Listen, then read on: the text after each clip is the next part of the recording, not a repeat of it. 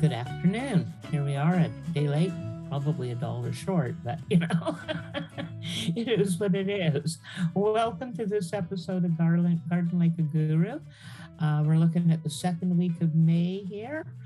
So we're in within the second quarter. The moon went new last Sunday, late in the day, and so we're into the second quarter now. We're here on Tuesday, so Tuesday's an unbroken day in Virgo. We're in Virgo all day. Now, Virgo's an earth sign. Almost anything that it needs a lot of root development, all of your root crops, anything that you're transplanting, that they're fabulous to plant in an earth sign. They really are. Now, Virgo particularly rules flowers. So if you've got those summer corms and summer bulbs that you want to get planted into the ground, so we're talking, your dahlias, your gladiolus, your begonias, your tuberous begonias, like any of those root-based flowering plants that you want to have a good result with, this is an excellent time to get them into the ground. Getting your other flowers started, whether that's in the greenhouse or in another little warm place, is also going to work really, really well. We're far enough now into the year that you can be planting your beets. You can be planting, you can be planting the radishes, but you can be getting the beets in the ground. You can be getting the turnips and the parsnips in. Hold off on your carrots. Carrots grow okay in the cool, but they don't germinate okay in the cool. And they grow so well and so far into the fall that if you get them in the ground a week or two later than you were planning, that's better than getting them into ground too early and having those seeds rot, or your plants be so compromised that they struggle and struggle and struggle.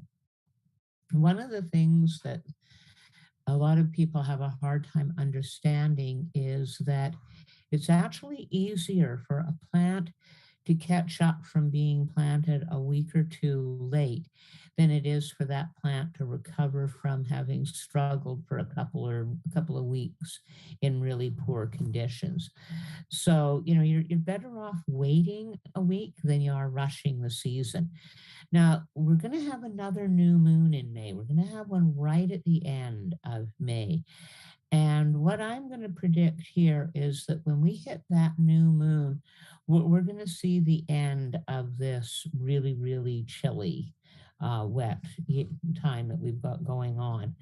I'm not unhappy to see this wet, chilly weather. I really am not. I think that we've had plenty of hot, dry summers and a nice damp spring. And if it leads into a damp summer, we're good with that. But, just keep in mind that your tenderer plants that need the heat to get going, that they're not going to do well, when we're still dipping down to single digits at night. So tomorrow we are in Virgo for the vast majority of the day, so that whole planting energy can just continue right along. When we go void, of course, it's actually going to be at almost 9 o'clock at night, and then we're going to slide into Libra just about half an hour before midnight. And now that is not going to be likely where you're going to be planting. So take advantage of that Virgo energy and just kind of keep it coming. Now, on Wednesday, we slide into Libra very, very late in the day, which means that Thursday will be a completely unbroken Libra day. Now, Libra's an air sign. That really rules blooms and plants. So just like those tuberous and root-based plant things we could get going under Virgo, we can continue right on with planting. If you've got fairly hardy bedding plants that are ready to be set out, maybe not your petunias, they might need a little bit more. But if you've got like alyssum, you've got marigolds, you've got like zinnias, things like that you want to set out, yeah, you should be able to do that over Thursday and find them go really, really well. That energy continues right on through Friday. See, we entered Libra so late on Wednesday, that the two and a point days that it's going to be in Libra is going to be unaffected by void of course until we get early Saturday morning. So Friday's a continuation of that really super good getting flowers planted and up and running. And just as a side note, remember that cannabis is a flowering plant that we plant to grow the flower and harvest the flowers. So, it's a good window for that particular little flower as well. Okay, now, um, Saturday morning, like at about 1 o'clock in the morning, the moon's finally going to go void, of course, and then it enters Scorpio at about 3:30 in the morning. Now, that means Saturday has an absolutely fabulous opportunity for doing a lot of planting of almost anything that you want to get into the ground. Scorpio is a water sign. It's incredibly fertile. It adapts itself to being used to plant absolutely anything. So, Saturdays like carte blanche. Now, Sunday, the moon goes full Sunday night. And we are still in Scorpio, but we will be passing over into that third quarter. But the moon doesn't go full till about 10 o'clock at night. Okay, so again, you're not going to be out there planting at that point in time. It will indeed, you know, be a Sunday. It will also be a fabulous day for you to get that planting in. Now the moon goes full for us late at night. Um, that means those people who like to celebrate the full moon of Beltane, there's two kind of Beltane celebrations. One is the new moon, one's the full moon. So the people who like to celebrate the Beltane new moon or full moon as well as the new, will find that Sunday night could be absolutely ideal.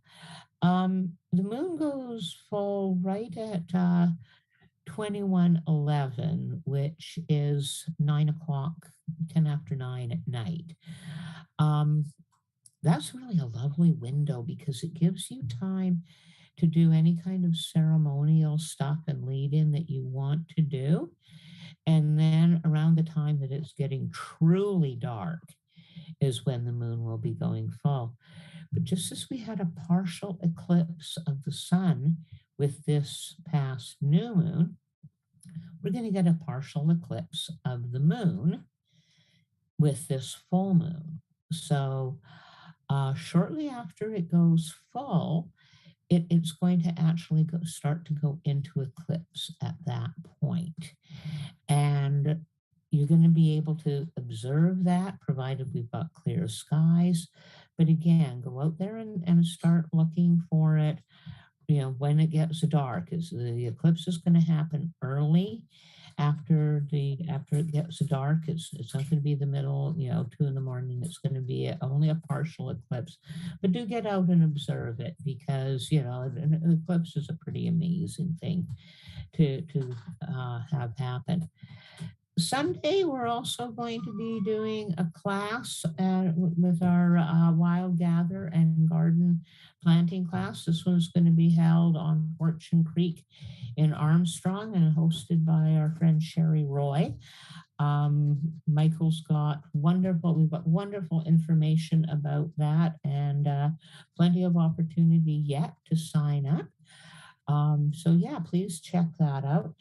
And we've been having such a good time with get-togethers and that Michael's got a fabulous clip here about our last kind of get-together when we were doing some seed planting and discussing some considerations about planting and transplanting. So I'm going to sit back and let you enjoy this wonderful little video clip. See you all next week. All right, Ever, you had a question. Why? I feel like this is an obvious answer, but why do plants have this furry? Is it What's your obvious answer? What do you think? I don't know, feelers or like to keep specific bugs away? Well, not all plants do that. Some of them are very smooth stemmed, and some of them actually have a really square shaped stem. Tomatoes, peppers, and eggplants are all part of a family called the nightshades. And the nightshade plants, anything that can be stem can also be root. So that's why it has that little kind of hair-like structure on the stem all the way up until it gets to be a fairly mature plant. The plant doesn't know whether that's going to be above ground bark or below ground root development. So it leaves the potential wide open for both. I see. Yeah.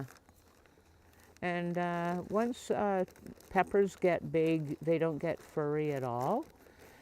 Eggplants get beyond furry and can be downright spiky and nasty. And tomatoes, most of them retain a certain amount of fuzz to them, but not quite as much as that. Now, because they retain that amount of fuzz, you can cut a tomato branch off at any time at all. And like right up until fall, you can cut a branch, stick it in water, and it will grow roots for you. So, you know, it really allows the tomato a lot of survival. Yeah. Pepos will not cross with maximas. Okay. And here we generally speaking grow pepos or maximas. Okay, so But they won't cross. that's a pepo. The black beauty zucchini is also a pepo.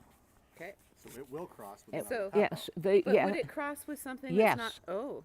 yes, Oh. it will. Thelma Saunders is an acorn type squash. You'll see it's also a pepo. SW potato on a squash. Sweet potato. It's a sweet potato squash. I don't even Yeah. know what that is. It I wanna looks grow it. it looks like a acorn. It's a cream colored acorn squash. Yeah. The inside of it is light and fluffy and is very much like sweet potato that you've already whipped up. It is one of the yummiest. It's a really old heritage variety of squash. And I take a little bit of personal pride in being involved in the group that brought it back out of obscurity and into people's growing awareness. Yeah. It had been sidelined in our commercial world because although it's an acorn, it's white skin, so people don't immediately recognize it as an acorn. It's not as little as most acorns. It's kind of more oblong and not as uniformly shaped, so it Not doesn't. quite so marketable. Yeah, you got it. It isn't quite so marketable, but in my opinion, it is the And it's tastiest. hardy, like it's Now these are all pepo, or these are all maximas, and maximas will cross with each other, but they won't cross with the pepo. So, how far apart would you want to? I guess it's Not even in the same yard. not. Yeah. it Yeah. doesn't- Yeah. Yeah, like we can get away with growing 2 types of pepo and 2 types of maxima here because there's all this house and vegetation between the 2 gardens. So if you have physical barrier, but if you have no real physical barrier, it's like about 1 kilometer. Wow. Yeah, yeah. So you got to make up your mind what you want to do. yeah. Or Grow a maxima, a pepo, and a Well, you got to be careful with a moschata, which is shada. your That's the big butternut. one. Okay, like the butternut and some of the crooknecks are moschatas. And moschatas are promiscuous, man. They will cross with anything. Squash on a Yeah. sex egg Yeah, first oh, every yeah. night. Slut squash, man. Just out there putting it out, man. Yeah, so you got to be really careful introducing a moschata because now it can cross with both. And if you'll remember, I grew the moschetas last year in isolation at my place because, no, I did not want them crossing. So we've got kabuka there. Yeah, those came from your area. Yeah. That's Ron down in Silver Creek. Oh, yeah. Yeah, so that's the kabuka, and this is the Hokkaido kabuka here. And for Hubbards, I've got the baby blue and the Sibley. The Sibley Hubbard is every bit as big as the old-fashioned green Hubbard, but it's got the bluish skin like the baby blue. Wow. And then red curry, which you've got over here. That's right, I didn't bring red curry because you've got lots of them. So I'm going to actually start some of each because I know we'll find places to plant them.